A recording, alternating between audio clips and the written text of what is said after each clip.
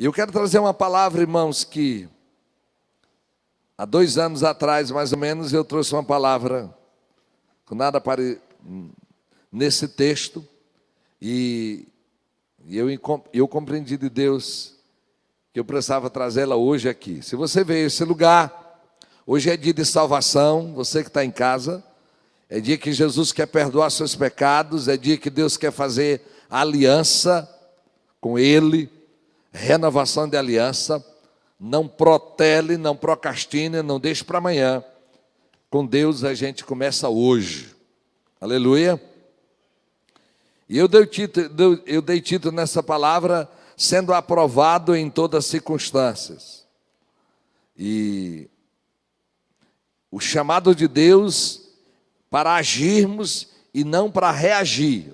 Um chamado de Deus para não ser passivos e para agir nesse tempo, compreendendo que Deus não permite circunstâncias para nos reprovar.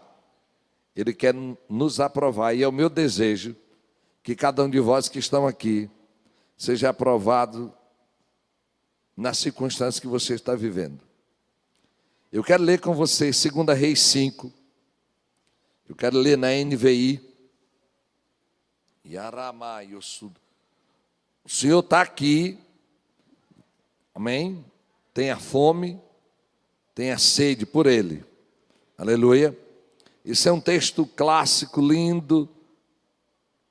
E ontem, eu e minha esposa dentro do carro, e eu comecei a lembrar do profeta Elias, e elas, o que é? E eu digo, eu estou lembrando do profeta Elias, e era uma das confirmações do que eu ia dizer de Eliseu. Vamos ler o texto. Naamã, comandante, 2 Reis 5. Naamã, comandante do exército do rei da Síria, era muito respeitado e honrado pelo seu senhor, pois por meio dele o Senhor dera vitória à Síria. Mas esse grande guerreiro, ficou leproso.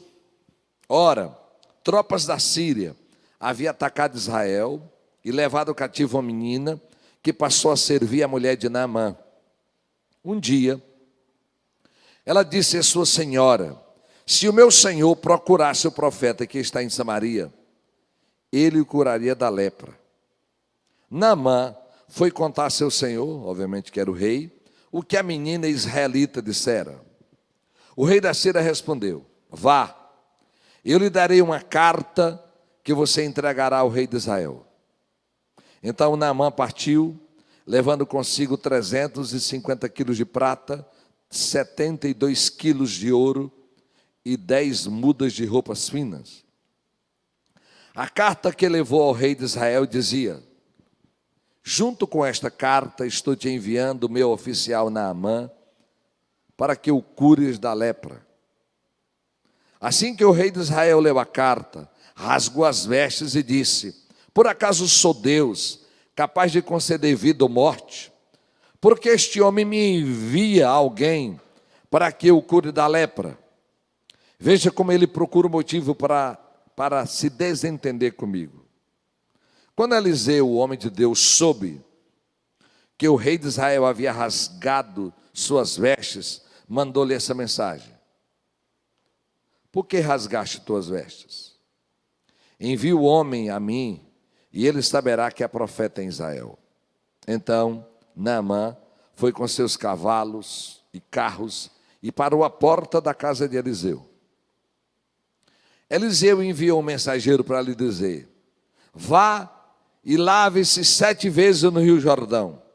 Sua pele será restaurada e você ficará purificado. Mas Naamã ficou indignado e saiu dizendo: eu estava certo de que ele sairia para receber-me, invocaria de pé o nome do Senhor, seu Deus, moveria a mão sobre o lugar afetado e me curaria da lepra. Não são os rios Abana e Farfá em Damasco melhores do que todas as águas de Israel? Será que não poderia lavar-me neles e ser purificado? Então foi embora dali furioso.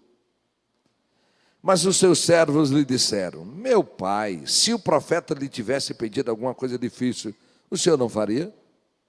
Quanto mais, quando ele apenas lhe diz, para que se lave e seja purificado. Assim ele desceu o Jordão e mergulhou 7 vezes, conforme a ordem do homem de Deus.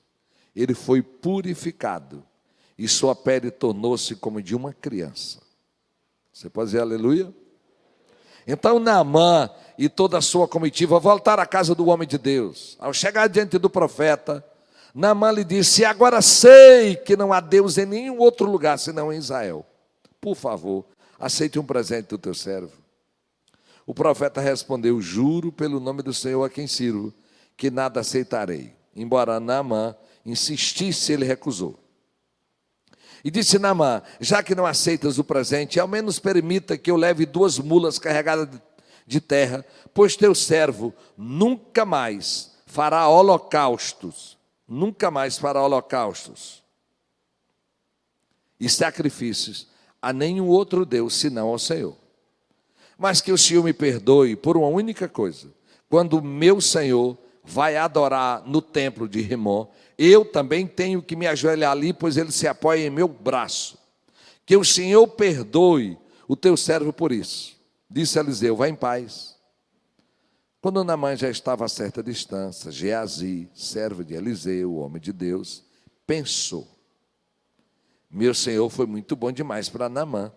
Aquele era meu, não aceitando o que ele ofereceu. Juro pelo nome do Senhor que correrei atrás dele para ver se ganha alguma coisa.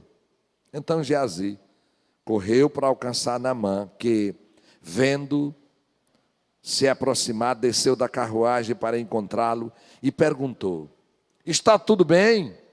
Geazi respondeu: sim, tudo bem. Mas o meu senhor enviou-me para dizer que 2 jovens discípulos dos profetas acabaram de chegar, vindos do monte de Efraim. Por favor, dê-lhe 35 quilos de prata e 2 mudas de roupas finas. Claro, respondeu Naamã, leve 70 quilos. Ele insistiu com Geazi para que aceitasse e colocou os 70 quilos de prata em 2 sacolas, com as 2 mudas de roupa, entregando tudo a 2 dos seus servos, os quais foram à frente de Geazi levando as sacolas. Quando Geazi chegou à colina onde morava, pegou as sacolas dos servos, guardou-as em casa, mandou os homens de volta e eles partiram. Então entrou e apresentou-se ao seu senhor Eliseu, e este perguntou: onde você esteve, Geazi? Geazi respondeu: teu servo não foi a lugar nenhum. Caba mentiroso. Mas Eliseu lhe disse: você acha que eu não estava com você em espírito quando o homem desceu da carruagem para encontrar-se com você? Este não era o momento de aceitar prata, nem ouro, nem roupa. Diga comigo, igreja: este não era o momento de aceitar prata, nem roupas, nem de cobiçar olivais, vinhas das ovelhas, bois, servos e servas. Por isso, a lepra de Naamã atingirá você e os seus descendentes para sempre. Misericórdia. Então Geazi saiu da presença do Eliseu, já leproso, parecido com neve. Diga: Senhor, tenha misericórdia de nós. E deixa eu orar um pouco mais. Papai querido, no nome de Jesus, quem está em casa e quem está nesse lugar, nós declaramos agora todo orgulho caindo por terra, toda incredulidade. Declaramos a minha mente e a mente de cada pessoa direcionada pelo Senhor. Senhor, eu quero declarar palavra de conhecimento, de sabedoria, revelação. Senhor, grita dentro de cada pessoa, na medida que nós estamos debruçando sobre a Tua palavra. Povo de Deus, mulheres de Deus que estão nesse lugar. O texto narra como 5 pessoas lidaram com algumas circunstâncias na sua vida. Como 5 pessoas estiveram envolvidas nessa narrativa, tem outras, mas as principais. E cada um deles tem uma riqueza muito grande, de como foram reprovados e aprovados. A primeira é uma menina que a Bíblia não diz nem que nome ela tinha. Essa menina era israelita, assíria. Dominou Israel e dominou por causa do pecado de Israel. E o general levou aquela menina para ser escrava. E ela foi ser escrava na casa dele. Na casa dele. E esse general tinha rancenise. E um dia aquela menina disse para a senhora dela: ó, senhora, se seu marido for lá em Israel, o profeta Eliseu cura ele. E o homem acreditou na menina e foi ao rei. O rei fez uma carta e mandou para o rei de Israel. Eu já preguei várias vezes sobre fé criativa usando essa menina. Mas, irmãos, essa menina tem algo forte. Eu digo que essa menina era capaz de crer, de entender que algumas coisas que estavam ruins na vida dela não era resultado do pecado dela especificamente. Que Deus não tinha permitido algo ruim na vida dela, porque Ele queria. Essa menina era capaz de separar aquilo que é uma vontade absoluta de Deus, perfeita vontade, para uma vontade permissiva. Ela estava ali não porque era um querer de Deus, mas porque uma nação tinha pecado contra Deus e Ele tinha permitido. Nessa pandemia, irmãos, é possível que em alguns momentos nós nos chocamos e perguntemos por que algumas circunstâncias. Irmãos, se você vai conversando com os enfermeiros, chora o desespero de médicos, de todo mundo vê isso na televisão, de psicólogos, diante de notícias. Ontem eu vi algumas delas. Por quê? Porque algumas pessoas boas têm morrido e quem tu queria que morresse não morreu. Com todos nós, gente, uma pessoa tão boa morreu e aquele irmão dele ruim. Irmãos, não é questão de justiça. O mundo, nenhum país do mundo, em toda a época de conhecimento, nunca algo chegou a todas as nações da terra. A Segunda Guerra Mundial não chegou, a peste bubônica não chegou, a gripe espanhola não chegou. Nenhuma doença no mundo alcançou todos os países como essa. Tem um chicote de Deus, tem algo que Deus quer nos dizer. E é possível, o que é que seu tio, o que é que sua mãe, o que é que sua mãe fez?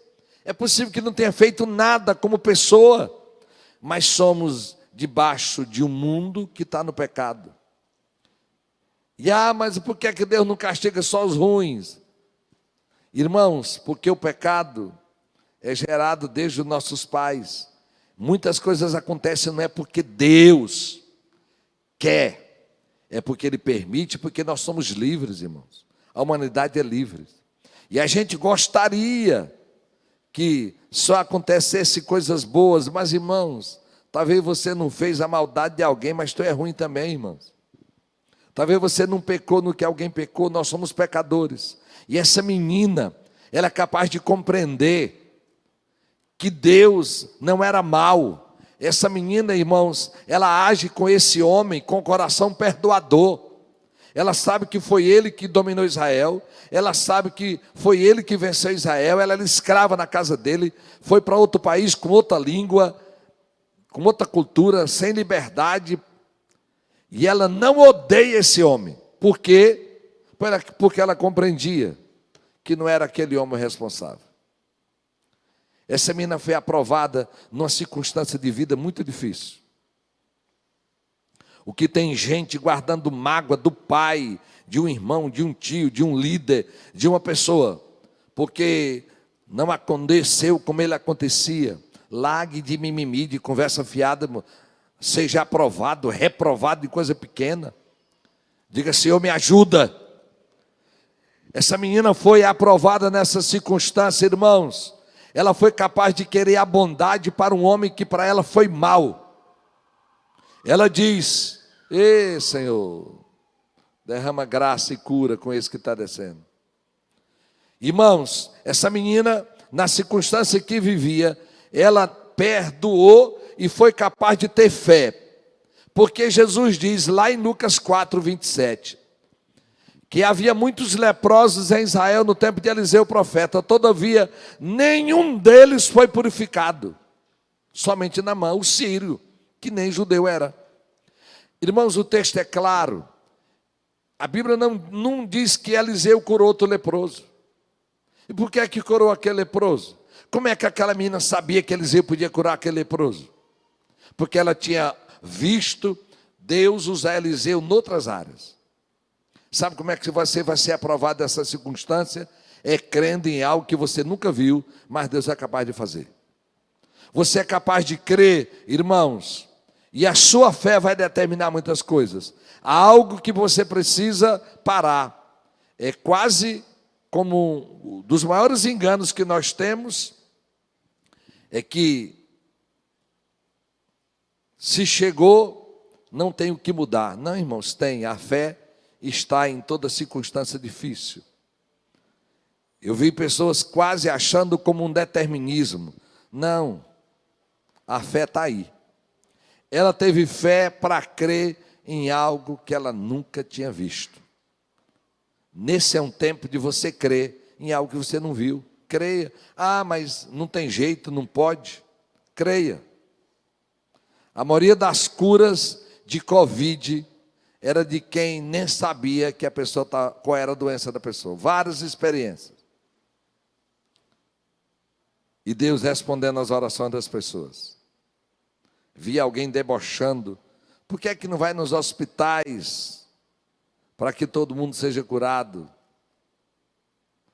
Irmãos, isso não tem na Bíblia. Tem dias que Jesus curou todas as pessoas. Mas a Bíblia não diz que todas as pessoas serão curadas. Tem um fator determinante, ou no agente da oração, ou na pessoa que está recebendo, num propósito. Então diga comigo, eu vou ser aprovado. Como essa menina foi aprovada. Essa menina teve um coração perdoador, não guardou mágoa de Deus, não culpou Deus, e ainda fez o bem para aquele homem. Eu disse no culto da manhã, quando os evangélicos começaram a chegaram os congregacionais, 1837, mas só de 1855, começou a chegar presbiterianos e depois batistas. E muitos lugares no Brasil foram empregadas domésticas, foram empregados simples, que na autoridade do nome de Jesus foram usados para pregar o evangelho, para ministrar cura na vida de alguém da classe média alta. E assim muitas pessoas foram se convertendo. Eu não sei quem é você, mas eu quero dizer que tem uma autoridade em você. Aleluia, tem autoridade em você. Um casal da igreja foi fazer doutorado em outro país, na Europa. E nesse doutorado, muitos professores daquela faculdade completamente ateus e indiferentes a Deus. Mas esse homem de Deus começou a orar. Hoje ele já está aqui de volta. Deus me dá graça e me ajuda a ser aprovado nesse lugar. Senhor, eu vim aqui estudar, mas eu quero marcar a vida de alguém. E um dia, uma das professoras mais indiferentes, Deus deu uma palavra, ele chegou perto dela, ele não sabia o que estava acontecendo, mas pediu licença e perguntou se podia orar por ela. Ela permitiu, e quando ele estava orando, ela começou a chorar. Naquela semana, no dia anterior, naqueles dias, ela tinha recebido o resultado de câncer. E aquele homem pôde alcançar o coração daquela mulher com a palavra de Deus. Eu não sei quem é você, mas em nome de Jesus creia que Deus quer lhe usar na sua circunstância, na sua realidade, e é nesse tempo. Você pode dizer amém? Em nome de Jesus. Retire esse sentimento de que eu estou paralisada, eu dependo dele, ele é meu patrão, ela é minha patroa, eu sou empregado, eu estou debaixo dele nessa repartição ou nessa instituição. Não tem porta fechada para o evangelho, irmãos. Entre. O cuidado com o que passa na sua mente vai determinar o seu futuro. O que passa na sua mente, o que você está crendo, vai determinar o seu futuro. A Bíblia diz em Provérbios 23, 7. Porque como ele pensa consigo mesmo, assim é. Vamos ler? Pois ele só pensa nos... Não, essa versão NVI não é a que eu citei aqui. Acho que essa é uma... Como ele pensa consigo mesmo, assim é. E ele te diz, come e bebe no seu coração, não está contigo.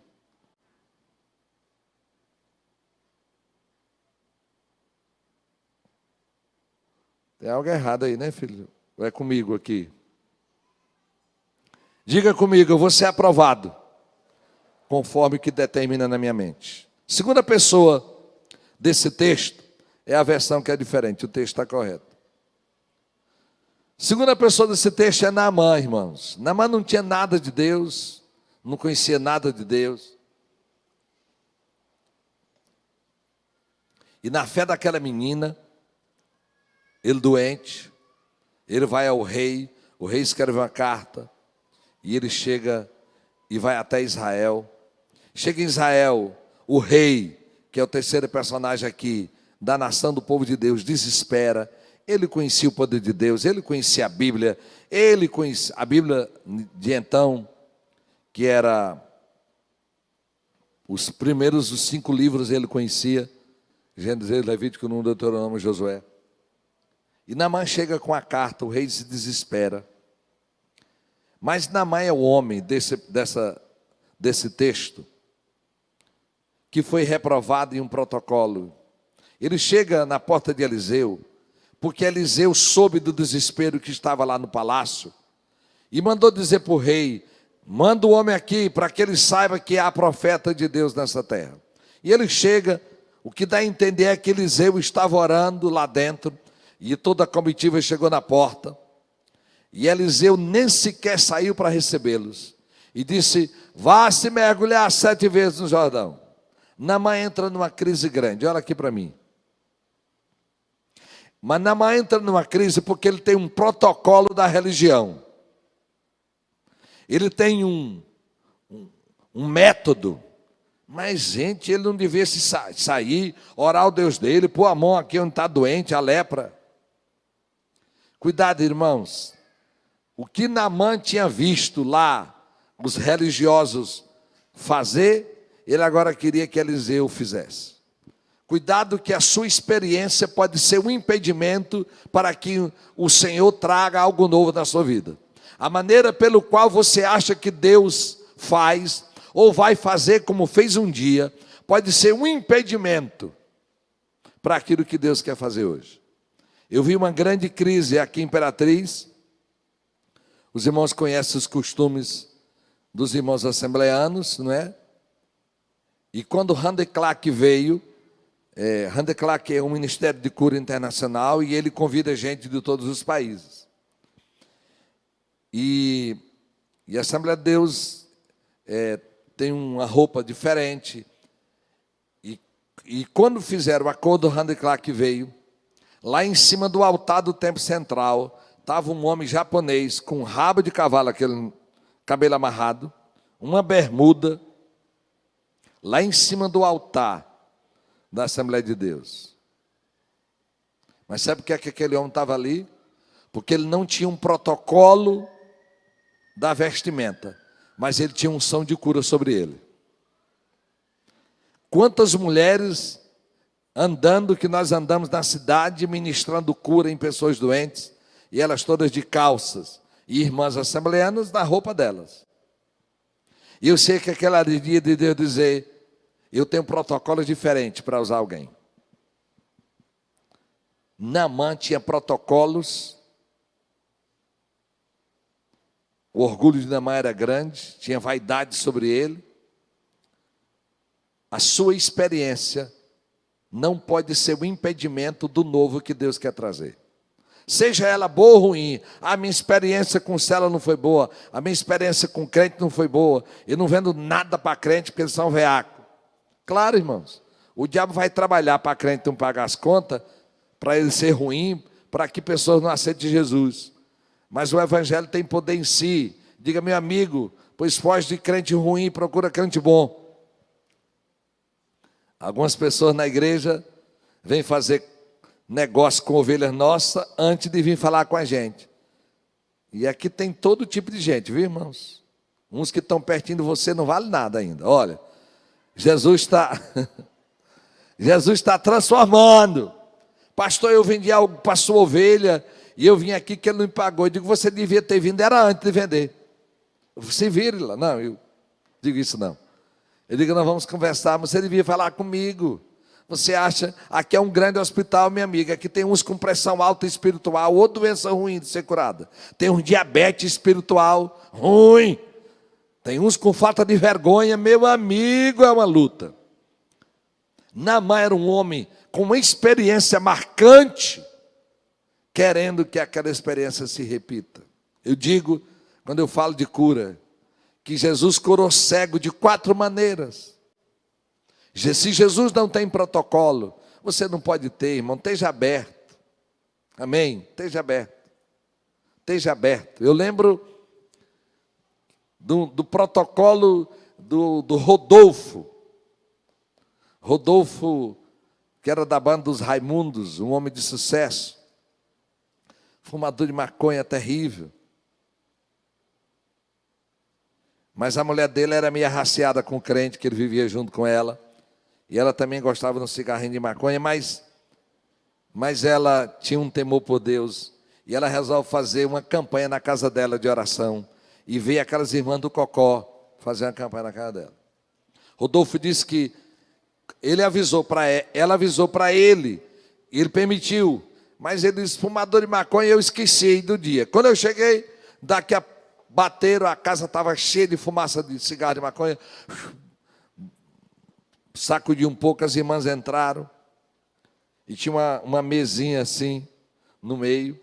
E as irmãs pediram logo, pode tirar essa mesinha daqui? Pode. E ele perguntou, por que precisa tirar a mesa para rezar? Ele pensou. Quando as irmãs começaram a orar, que o Senhor começou a tomar, Cocó voou longe, sandália para um lado, ele ficou assustado, morrendo de medo, ele nunca tinha visto aquilo. E uma delas partiu para cima dele e disse, você já entregou sua vida para Jesus? E ele disse, já. E a mulher dele disse, quando? Ele estava com medo. E ela percebeu que eu estava mentindo. Você gostaria de aceitar Jesus agora? Eu disse, gostaria, sim, quero. Orou com eles, fez a confissão. Quando as irmãs foram embora, ele ficou rindo delas, botou cigarrão de maconha. Mas o Espírito Santo já estava ali. E começou um processo. Na outra segunda, ele esqueceu de novo, elas chegaram. E elas trouxeram outra irmã. E a outra irmã, quando chegou, olhou para ele e disse, para que tu saiba que eu sou Deus. E Aramado, eu te curo desse câncer no teu estômago hoje. Tu vai ser vaso meu usado, Só ele sabia dos glândulos inflamados, que para tomar banho e passar desodorante era ruim, uma dor no estômago grande, os pais médicos, e ele não falava nada para eles. E, aliás, ele disse que 2 dias depois, não tinha nenhum glândula mais inflamado, todos desapareceram. E ele disse que quando a fé dele tinha alguma crise, ele passava a mão debaixo das axilas para lembrar que Deus tinha feito uma cura. Mas, irmãos, que protocolo, filho de médico, classe alta, média, nunca tinha visto crente orar, e nem pentecostal. O protocolo delas era muito diferente do dele. Mas Jesus fez. Irmã, nós não somos Naamã. Deus pode fazer do jeito que Ele quer. Eu digo que eu tenho alguns crentes tão enjoadinho, tão limpinho, que se Jesus fosse cuspir, passar para curar, não, Jesus, deixa eu ficar cego, cuspe não. Você acha que não tem? Tem, irmãos. Gente enjoado. Diga comigo, eu não quero protocolo. Eu quero, glória a Deus, eu quero a bênção da cura, do favor de Deus. Por isso, irmãos, eu não estou dizendo para você sair por aí achando que todo mundo pode falar em nome de Deus, mas põe ouvidos para ouvir, porque talvez quem vai ser usado por Deus na sua vida será alguém muito simples, fora do protocolo. Eu já vi Deus usar bêbado. Pastor, como? Não sei, meu amigo. A Bíblia diz que ele usou uma jumenta. Pode usar bêbado. Naamã é um homem que foi reprovado, mas foi aprovado na circunstância. Impressionante, irmãos, que Eliseu não, o profeta não o recebeu. O profeta Eliseu não o recebeu na hora, mas recebeu quando ele veio curado.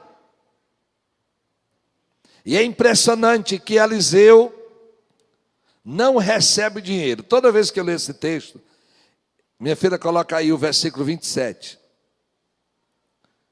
27. Não, 26. Todas as vezes que eu leio o texto, não, é 2 Reis. É o texto grande. Eu botei a igreja para ler, liga comigo, não era o momento. Cadê? Onde é que está aí o texto? Oxente. 26, desculpa, minha filha, 26.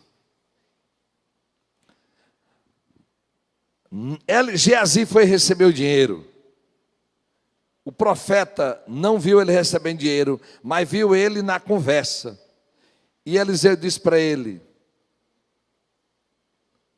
este não era o momento de aceitar prata, nem roupas.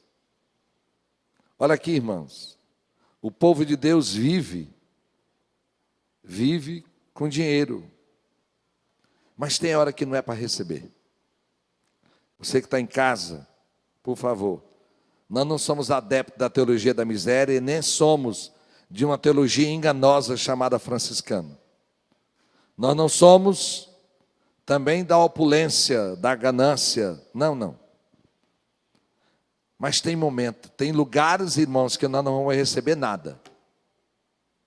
Porque não é para receber. Quantos palácios e quantas reuniões de poderosos eu já fui e Deus disse: não coma aqui, porque essa mesa não é minha. E Deus manda comer em outros lugares. Não o prefeito atual de Imperatriz, não. Outros prefeitos passados. Em reuniões que ele nos convidava, nós dissemos para um deles, dizemos pastores: rapaz, o homem vai pagar um jantar para nós, com que dinheiro? Não é dele não, rapaz. Vamos pagar o jantar para esse homem, moço. Nós pastores, cada um paga o seu e paga do homem, é baratinho. Cuidado, irmãos, não tenha medo de doar. Naamã estava certo e Eliseu também estava certo. Não era o momento de receber, mas não use esse texto para dizer que quem é de Deus não é para receber não, que você está enganado. Não era naquela hora. Tem pessoas que nós não vamos receber. Ok? Você não sabe as propostas que chegam. Não. Pode levar consigo. Eliseu foi um homem aprovado. Aleluia. Parece que ele é um pouco orgulhoso. Não, ele é seguro dele. Para que saiba que há Deus em Israel. Agora vem o rei de Israel. Ele é o homem reprovado em tudo. É o homem que conhecia o Senhor. Conhecia o que Deus era capaz de fazer. E esse homem foi reprovado naquela circunstância. Ele sabia onde Eliseu estava. Eliseu tinha uma escola de profetas. Ele sabia que Deus podia fazer alguma coisa. E ele se desesperou. Irmãos, o desespero vem diante da minha e da sua limitação, diante de um problema. O desespero chega quando falta uma convicção daquilo que Deus é capaz de fazer por mim e por você. O rei de Israel é o homem, irmãos, que esquece a história. Você não pode esquecer o que Deus já fez, crente. É impressionante, irmãos. Quando você vê alguém que Deus já fez tantas coisas na vida, tantos milagres, que se desespera diante de uma situação. O rei de Israel foi reprovado naquela circunstância. Quanto mais vida com Deus, mais autoridade vai lhe acumulando. Quanto mais vida com Deus, mais autoridade naquilo que Deus é capaz de fazer.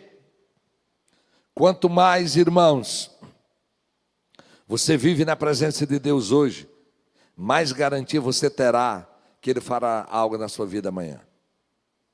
Aleluia. E hoje pela manhã, quando Deus trouxe um texto para o último personagem, que é Geazi.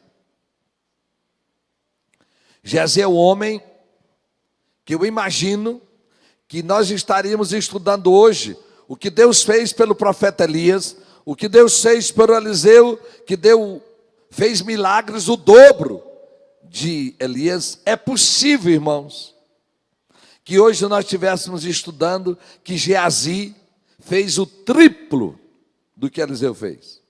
Mas ele entra para a história como alguém que cobiçou.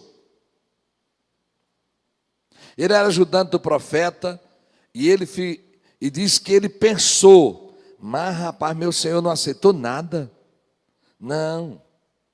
Eu hoje, lendo o texto, eu pensei assim, ele podia ter chegado no profeta e disse, profeta, o senhor não aceita, mas eu posso aceitar? E ele mente descaradamente. Mente para Naamã.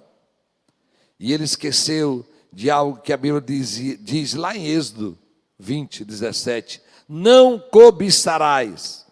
E eu fui para o dicionário, irmãos, de novo para ver. A cobiça é desejar ter aquilo que é do outro. Você pode se alegrar com o que o outro tem e pode orar a Deus para você ter. Isso não é pecado. Mas o cobiçar é desejar o que alguém tem, é sofrer porque você não tem e o outro tem. A Bíblia fala da mulher, quem cobiça a mulher do outro termina adulterando, quem cobiça o que o outro tem começa a trabalhar para pecar. Cobiçar tem a ver com querer ter algo que não lhe pertence. E hoje eu lembrei muito de Mike Murdock. Se você já me viu pregando aqui, está comigo há um ano, você já deve ter citado isso. E eu não posso lhe dizer a totalidade das vezes que Deus já me ensinou algo através dessa frase.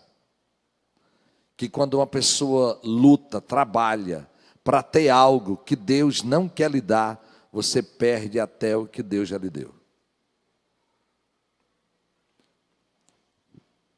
Geazi trabalhou para ter algo que Deus não queria lhe dar e perdeu até o que ele já tinha. Ele era discípulo do homem, tinha saúde, pegou a doença do homem para ele. Diga comigo, eu só vou querer o que Deus quer para a minha vida. Irmãos, nessa esperteza que nós vivemos hoje, do mundo dos espertos, cuidado. Quem luta para ter o que Deus não quer lhe dar, pode perder até o que Deus já lhe deu. Não arme, não manipule, por favor. A Bíblia diz que Lúcifer era anjo de luz e desejou ser uma coisa maior. Desceu de lá, perdeu o que era. Adão, irmão, tinha dos lugares mais abençoados da terra. O paraíso era o jardim do Éden era tão especial. E Adão comeu algo que Deus disse que não era para ele comer. Irmão, ele podia comer todas as comidas. Só tinha duas que ele não podia comer. E ele comeu. O lugar era tão especial que uma espada circulava ao redor e um anjo para que ele não entrasse lá. A Bíblia fala a história de Sansão. Podia escolher todas as mulheres de Israel. Ele era um homem separado por Deus, com um dom extraordinário, com uma unção que Deus tinha dado a poucos homens na história. Como ele, nenhum. Mas ele queria Dalila porque queria. Perdeu o que já tinha. Geazi quis ter algo que Deus não queria lhe dar e perdeu o que ele já tinha. Diga comigo: Senhor, eu só quero o que o céu quer para mim. E parece, irmãos, que em alguns momentos você duvida, ou a gente duvida da bondade de Deus, da generosidade dEle, do amor de Deus. Parece que a gente acha que Deus é ruim, que Deus não quer o meu bem. Acorda, crente. Ele quer te dar mais do que tu mereces. Ele quer te abençoar mais do que você imagina. Em nome de Jesus. Irmãos, e eu sei que a palavra é ruim, cobiçar é desejar, mas, irmãos, você pode sonhar em ter mais, por favor.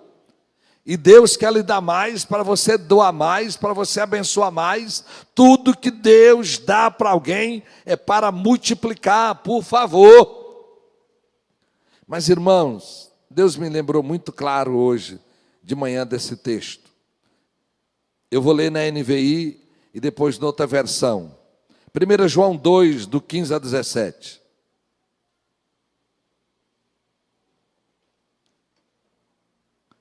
Cuidado quando você se torna birrento,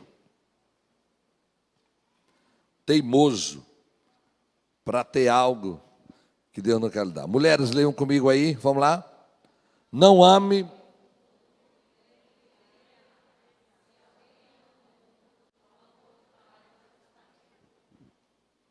pois tudo, vamos lá, o que há no mundo, a cobiça da carne, a cobiça dos olhos e a ostentação dos bens, o mundo e a sua cobiça passam, mas aquele que faz a vontade de Deus permanece para sempre. Irmãos, a cobiça, concupiscência, é a mesma palavra. Agora olha essa versão. Bote a nova, meu filho. Eu vou ler aqui. A outra versão que eu achei diz assim: não ame este mundo, nem as coisas que ele oferece. Pois quando ama o mundo, o amor do Pai não está nele. Porque o mundo oferece apenas o desejo intenso por prazer físico, o desejo intenso por tudo que vemos, e o orgulho das nossas realizações e bens. Isso não provém do Pai, mas do mundo. E o mundo passa, e com ele tudo que as pessoas tanto desejam. Mas quem faz o que agrada a Deus, vive para sempre. Aleluia. Irmãos, bote o versículo 16 aí. Irmãos, que coisa extraordinária, a habilidade dessa paráfrase, dessa versão. O que você tem é para quê? Geazi queria para quê? Eu sei, irmãos, que nós vivemos em um mundo que alguém trata alguém pelo que veste, pelo que possui. Um mundo que trata as pessoas por aquilo que elas têm. E o mundo de Jesus, as pessoas são tratadas por aquilo que são e não por aquilo que têm. O mundo aqui, irmãos, é a estrutura pecaminosa. Mas em nome de Jesus, que Deus ajude a mim e a você a ser aprovado. Porque a vida é só, comparado com a eternidade, são poucos segundos. Tudo aqui vai passar, irmãos. Mas duradouro, eterno para sempre, é a nossa eternidade com Deus. Em nome de Jesus, é tempo de sermos aprovados. Em cada tempo, em cada idade que nós estamos vivendo, nós vamos obedecer a Deus, sabendo que o determinante para que amanhã nós sejamos próximos, abençoados, felizes e realizados, é estar agradando a Deus hoje. Então é hoje que nós temos para ser aprovado nas circunstâncias que temos. Eu não sei se você nesse texto é Geazi, se você é a menina, se você é o rei de Israel ou o profeta Eliseu. Mas Deus nos chama. Espero que não tenha nenhum Geazi aqui, amém? Em nome de Jesus.